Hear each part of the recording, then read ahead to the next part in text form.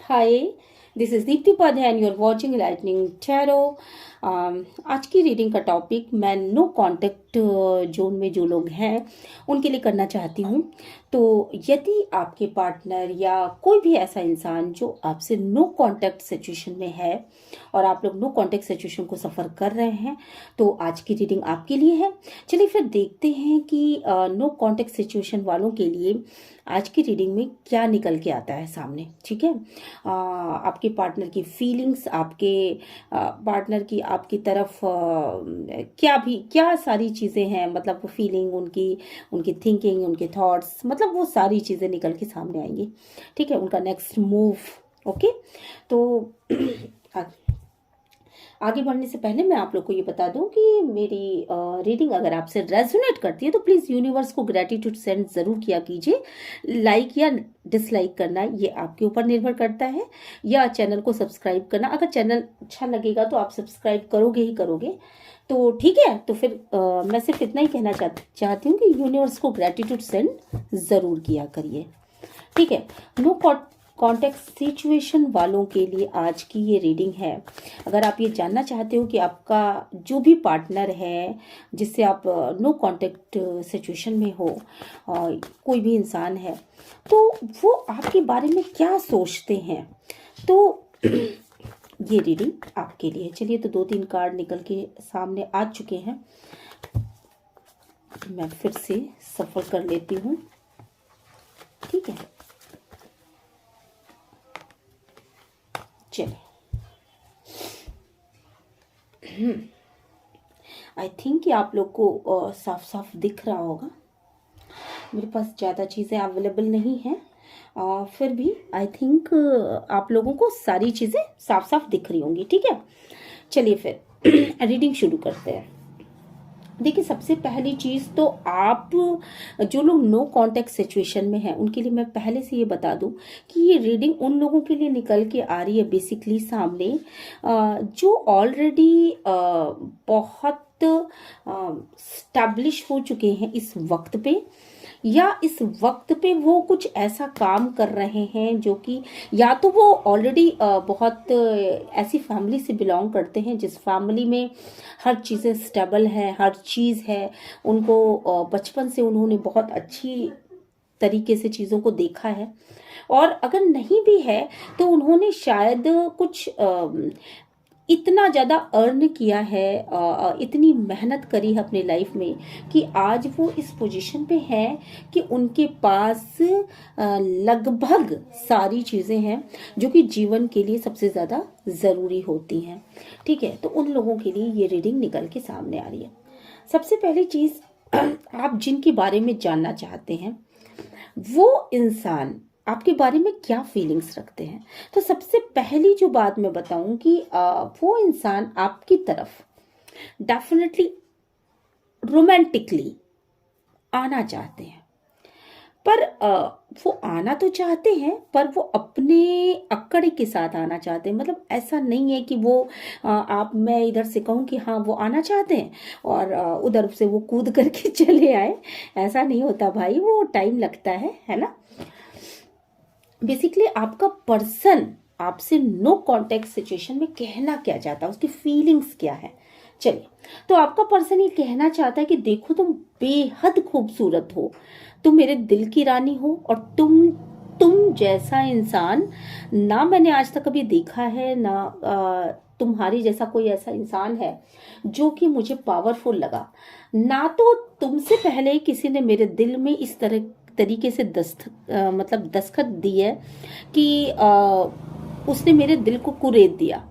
ये बात अलग है, हो सकता है मे बी कि आप दोनों अलग हों, बिल्कुल बातें ना हो रही हों, पर इस वक्त पे जो उनकी फीलिंग्स हैं वो ये है कि मैं तुम्हारा हूं। ठीक है, वो इस वक्त पे सिर्फ और सिर्फ और सिर्फ आपके बारे में सोच रहे हैं। रीजन क्या है? रीजन ये है कि आप उनके दिल की रानी हो, और आप जैसा ना कोई उनके लाइफ में आया था, ना आप जैसा चंचल कोई उनके लाइफ में आया था, ना आपकी जैसा खूबसूरत। आप खूबसूरती की बात तो एक साइड कर लीजिए, अगर आप ये जानना चाहते हैं कि वो आपको कैसा इंसान समझते हैं, तो आपका पर्सन आपको बहुत बहुत टैलेंटेड इंसान समझता है। आपका पर्सन ये सोचता है कि इस इंसान के जैसा मेरे लाइफ में ना कभी कोई आया है और ना अब शायद कभी आएगा। मैं कुछ भी कर लूं, कोई भी मेरे लाइफ में इस इंसान की तरह नहीं आ सकता। इसलिए मुझे वो अपने दिल के हाथों मजबूर है। वो ना चाहते हुए भी, आप देख रहे हो ये इंसान कितने अकड़ के साथ आ रहा है, ना चाहते हुए भी वो, हो सकता है कि उनके पाँव में बेड़ियां पड़ी, हो सकता है कि वो किसी ऐसी सिचुएशन में फंसे हों जहां की चीजें उनकी अकॉर्डिंग नहीं हो रही हैं। फ्यूचर को देख रहे हैं, तो फ्यूचर को देख रहे हैं तो कुछ जमीनी हकीकत नहीं दिखाई पड़ रही है। हो सकता है वो फ्यूचर के बारे में सोच रहे हो आपके साथ, तो उनको ये लग रहा हो कि फ्यूचर इस इंसान के साथ कैसे मैं बनाऊंगा, क्योंकि मेरे पास तो कुछ है ही नहीं। आपका पर्सन बेसिकली आपकी तरफ आना तो चाहता है, पर अपनी अकड़ के साथ इसलिए भी आना चाहता है क्योंकि बेसिकली आपके और आपके पर्सन के बीच में जमीन और आसमान का फर्क है। आप जितने टैलेंटेड हो, आप जितने ज्यादा खुश मिजाज हो, आप जितने ज्यादा पावरफुल हो, आप जितने ओपन माइंडेड हो, उस हिसाब से अगर देखा जाए तो आपका पर्सन जो है वो आपके आगे एक इनमेच्योर इंसान है, एक ऐसा इंसान जो अपने जीवन के डिसीजंस ढंग से नहीं ले सकता, जो अपने जीवन को एक कंफ्यूज माइंडसेट के साथ जीता है। तो देखा जाए तो यहाँ पे नो कांटेक्ट जोन में जो लोग हैं बेसिकली उनके लिए एक पार्टनर जो है वो तो बहुत ज़्यादा टैलेंटेड और बहुत ज़्यादा विकसित और बहुत ज़्यादा मतलब पावरफुल दिखाई पड़ रहा है। बट दूसरी तरफ जब वो फ्यूचर के बारे में सोच रहे हैं वही इंसान, तो उनको ये लग रहा है कि उनका जो पर्सन है वो एक डबल माइंडसेट वाला और एक इनमेच्योर इंसान है, जिसके पास अगर फ्यूचर की बात करो तो फ्यूचर में जाने के लिए उसके पास कुछ भी नहीं है। तो ये एक बहुत बड़ा रीजन है जिसकी वजह से आपका पार्टनर आपकी तरफ आना तो चाहता है। इस कार्ड को मैं ऐसे रख देती हूँ, आपका पर्सन आपकी तरफ आना तो चाहता है बट थोड़ी अकड़ के साथ, क्योंकि होता है ना वो एक कहावत है कि आधी गागर अगर रहती है तो छलकती जरूर है, और अगर पूरी गागर है तो वो कभी नहीं छलकेगी। तो आप क्या हो ना, आप ये पूरे गागर हो, ठीक है, बट आपके पर्सन जो है वो अभी आधा गागर वाली स्थिति में है, ठीक है। अब मैं किसी की शिकायत नहीं कर रही, बट जो मेरे कार्ड्स बता रहे हैं मैं ठीक उनको ही मैं यहाँ पे वो कर रही हूँ। आप लोग किसी बात का बुरा मत मानिएगा। और मैस्कुलिन और फेमिनिन एनर्जीज की भी यहाँ बात नहीं है, क्योंकि मैस्कुलिन एनर्जीज फेमिनिन में भी हो सकती है और फेमिनाइन एनर्जीज मैस्कुलिन में भी हो सकती है, ठीक है। तो ये सिनेरियो चल रहा है। अब क्या हो रहा है यहाँ पे कि आपका पर्सन जो है ना वो बहुत पावरफुल बनना चाहता है, ठीक है। नो कांटेक्ट जोन में ही वो आपकी तरफ क्यों आना चाहता है? अगर आपके मन में ये बातें आ रही होंगी, डेफिनेटली ये बातें आ रही होंगी, तो क्यों आ रहा है?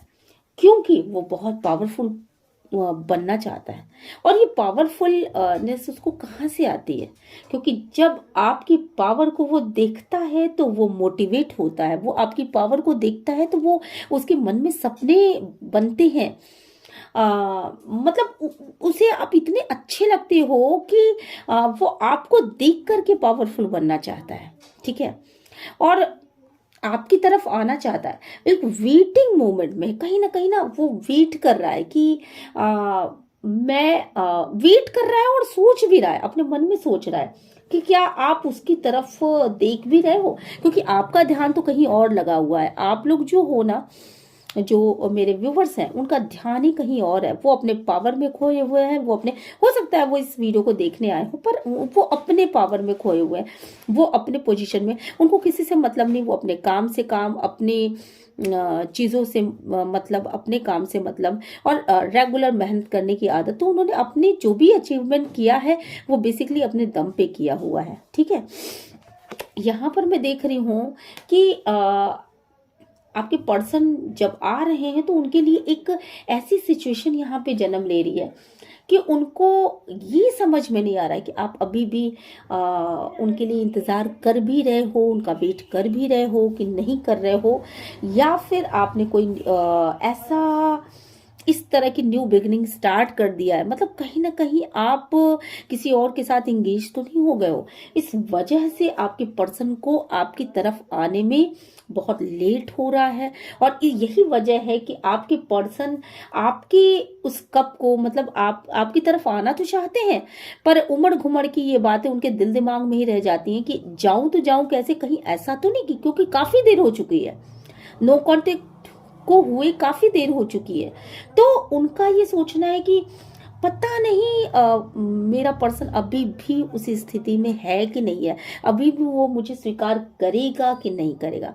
तो आपका पर्सन अगर कुछ कहना चाहता है तो यस, आपका पर्सन यही कहना चाहता है कि मैं तो तुम्हारी तरफ आना चाहता हूँ, ठीक है, मैं तुम्हारी तरफ आना चाहता हूँ, हालांकि मैं अना में हूँ, हालांकि मैं गुरूर में हूँ, पर तुम्हें देख करके मुझे जिस तरह की पावर मिलती है, तुम्हें देख करके मैं एक सुकून में होता हूँ, और तुम्हें देख करके मुझे ये लगता है कि मुझे तुम्हारी तरफ आना चाहिए।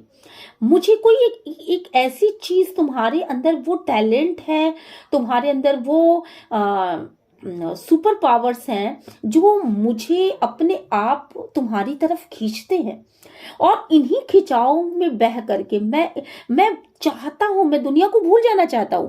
पर मैं तुम्हें भी, हो सकता है मैंने भी तुम्हारे लिए भी सोचा होगा कि मैं तुम्हें भूल जाऊंगा, पर मैं भूल ना सका, और मैं खिंच करके चला आ रहा हूं।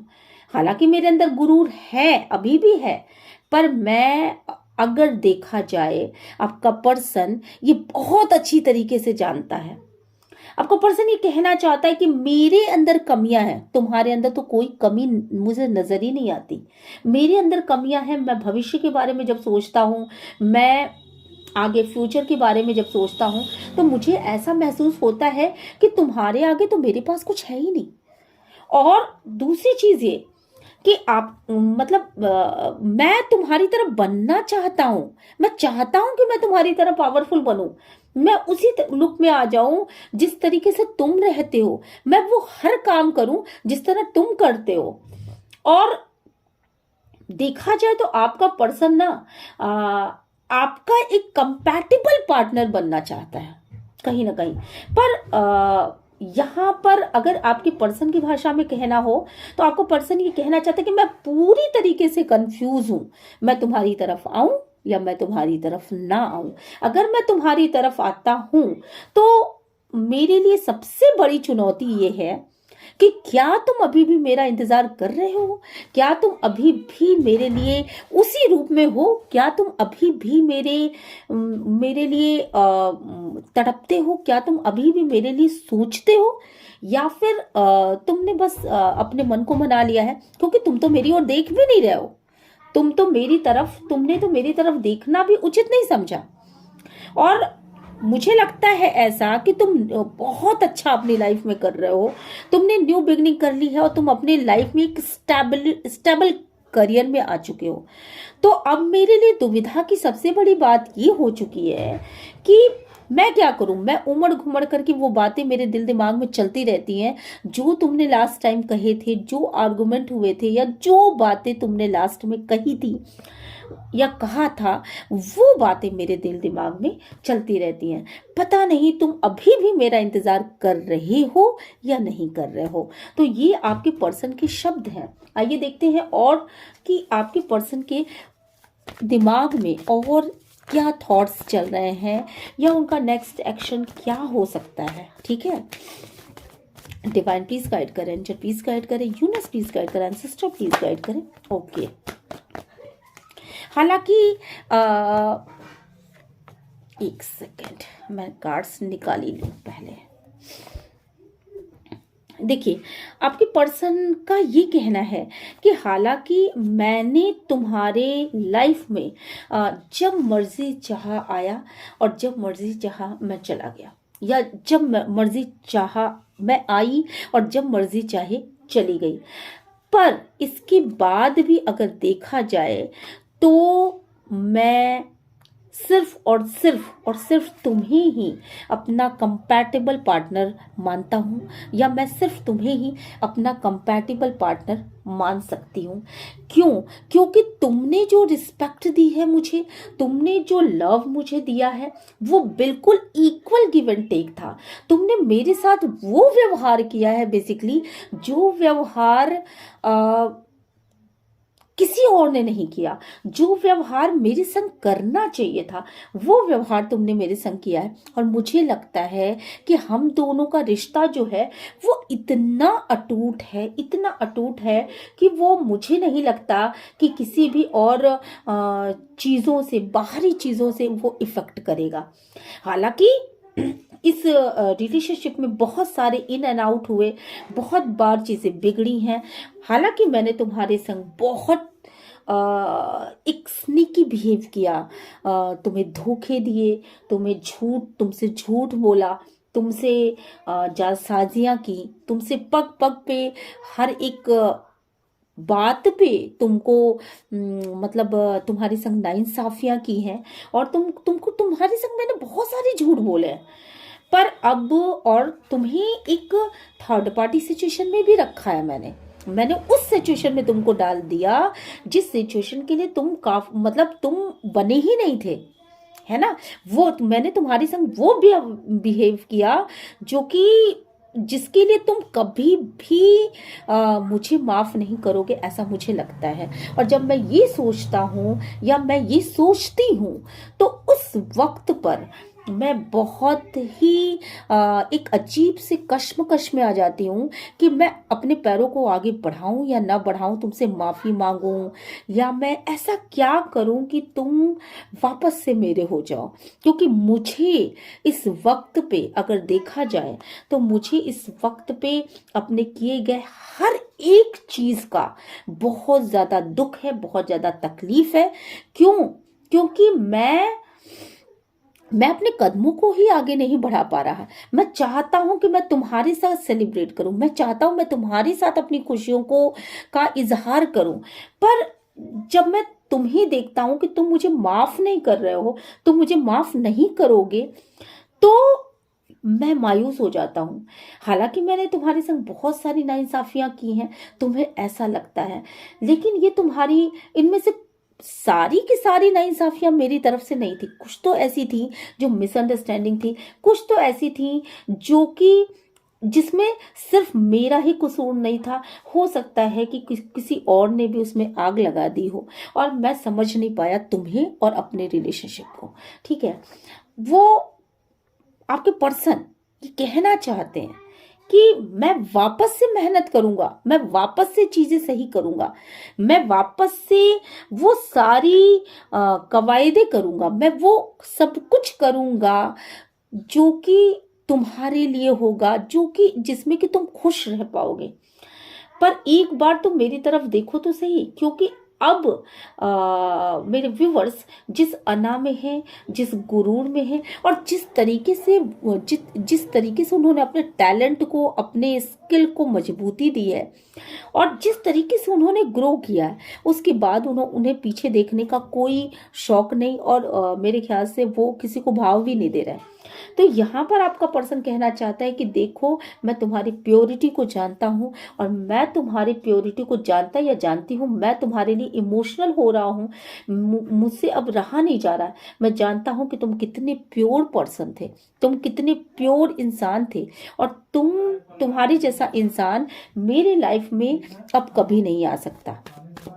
तुम एक बार मुझे अगर माफ कर सको तो प्लीज मुझे माफ कर दो, और अगर तुम मुझे माफ कर देती हो तो मैं निश्चित रूप से ये कोशिश करूंगा कि मैं अपने हर गलत काम को छोड़कर आगे बढ़ सकूं। क्योंकि बहुत दिन हो गए, बहुत तकलीफें मैंने तुम्हें दी हैं, बहुत सारे लॉसेस हुए हैं तुम्हें, ये बात मैं जानता हूँ, बहुत अच्छी तरीके से जानता हूँ। पर तुम्हारे संग जो अटैचमेंट है उसे मैं तोड़ नहीं सकता, तुम्हारे संग जो चीजें हैं वो मैं खत्म नहीं कर सकता।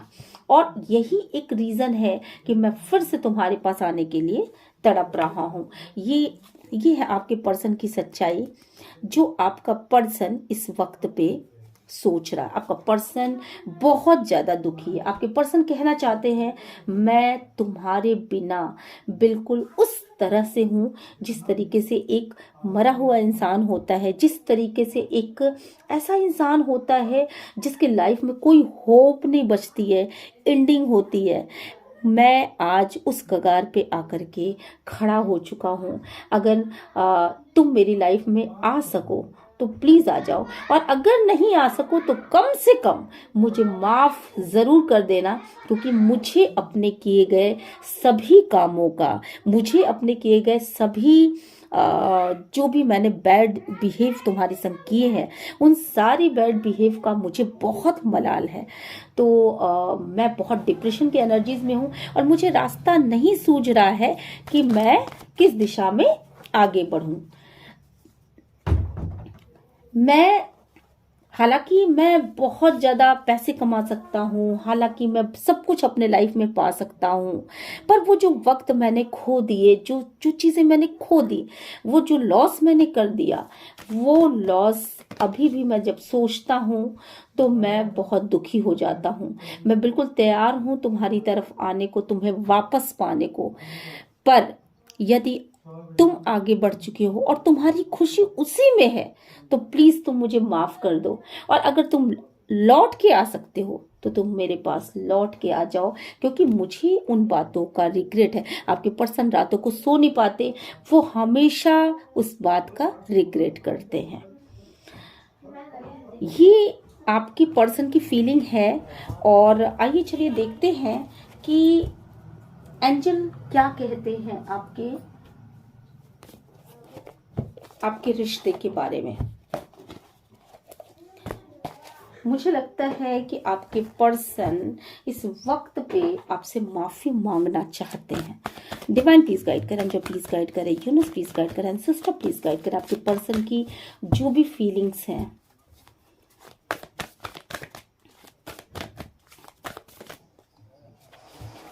डिवाइन प्लीज आप सभी अपने पर्सन का नाम ले लीजिए, और रीडिंग आपसे रेजोनेट करती है तो प्लीज उसे क्लेम करिएगा। You are ready. तो आपके पर्सन बिल्कुल तैयार हैं, और मुझे लगता है कि आप लोग, मेरे व्यूवर्स जो हो, वो भी किसी चीज के लिए बिल्कुल तैयार हो। आप जानते हो कि यूनिवर्स आपको बहुत सारी चीजें, बहुत सारी ब्लेसिंग्स दे रहा है, तो आप अपने दोनों हाथों को खोल करके यूं और आप उन ब्लेसिंग्स को लो। देखो, किसी के लिए भी ना रुकना या पीछे मुड़ करके देखना या सोचना, जिन्होंने आपका साथ देना है ना, वो आपके साथ, आपके कदमों के साथ वो दौड़ करके आ जाएंगे और आपके बगल में खड़े हो जाएंगे। तो जिन्हें आपका साथ देना है वो आपके साथ तालमेल बिठा ही लेते हैं। तो किसी के लिए भी मेरे व्यूवर्स को रुकना नहीं है, ठीक है? कभी भी अपने कदमों को रोकिए मत। Take action. इस वक्त पे एक्शन लेने का समय है, और निश्चित रूप से अपने प्रयासों को आप स्टॉप मत करिए। अपने कोई भी प्रयास आप स्टॉप मत करिए, अपना एक्शन लीजिए, अपने आप को ग्रो करिए, अपने टैलेंट को निखारिए, जितना भी जो भी अच्छा कर सकते हैं अपने लाइफ में अच्छा करिए। और यहाँ पे जो एंजल का लास्ट कार्ड निकल के आया, देयर इज समथिंग बेटर, तो डेफिनेटली आपके पास बहुत कुछ बहुत अच्छा आने वाला है। तो ईश्वर से प्रार्थना करिए और पॉजिटिव रहिए और क्लेम करिए रीडिंग को। और मुझे लग रहा है यहाँ पर बहुत सारे लोग यूनियन का इंतज़ार कर रहे हैं, बहुत सारे लोग फ़ोन कॉल्स का इंतज़ार कर रहे हैं। तो चलिए एक क्वेश्चन मैं लास्ट में मतलब ये रीडिंग तो स्टॉप हो गई, पर मैं लास्ट में आप लोगों के लिए एक क्वेश्चन का आंसर ज़रूर दूंगी। जल्दी से एक क्वेश्चन जो आपके मन में आ रहा है उस क्वेश्चन को पूछ लीजिए एंजल से, और मैं उस क्वेश्चन का जवाब यस या नो में देने वाली हूँ, ठीक है? और इस रीडिंग के लिए भी क्लेम ज़रूर करिएगा, क्योंकि ये बहुत ही पॉजिटिव रीडिंग निकल के आई है कि आपको जो करना है उस दिशा में आगे बढ़ो, और सामने आपके बहुत सुंदर भविष्य है। दोनों हाथों से क्लेम करो और चीजें आपके हिसाब से बेटर होने वाली हैं। यूनिवर्स आपको बहुत सारी ब्लेसिंग्स दे रहा है और आपके पर्सन भी आपको बहुत ही ट्रू पर्सन के रूप में देख रहे हैं, तो चीजें तो अच्छी होनी है ना। चलिए जल्दी से क्वेश्चन पूछिए। डिवाइन प्लीज गाइड करें, जो प्लीज गाइड करें, यूनिवर्स प्लीज गाइड करें, सिस्टर प्लीज गाइड करें। मेरे व्यूवर्स की क्वेश्चन का आंसर दीजिए एंजल प्लीज। मेरे व्यूवर्स के क्वेश्चन का आंसर दीजिए एंजल प्लीज। मेरे व्यूवर्स के क्वेश्चन का आंसर दीजिए। Yes, oh my God, oh my goodness, आपने जो भी क्वेश्चन पूछा होगा ये देखिए, ठीक है, तो उसका जवाब बिग बिग बिग यस है। ठीक है, तो जो भी क्वेश्चन होगा आपका, आई डोंट नो कौन सा क्वेश्चन था आपका, बट उसका जवाब यस में निकल के आया है। और अब हम मिलते हैं नेक्स्ट रीडिंग में। अगर रीडिंग आपको पसंद आई है तो प्लीज़ यूनिवर्स को ग्रैटिट्यूड सेंड ज़रूर करिएगा। ओके, मिलते हैं नेक्स्ट रीडिंग में। Till then bye bye.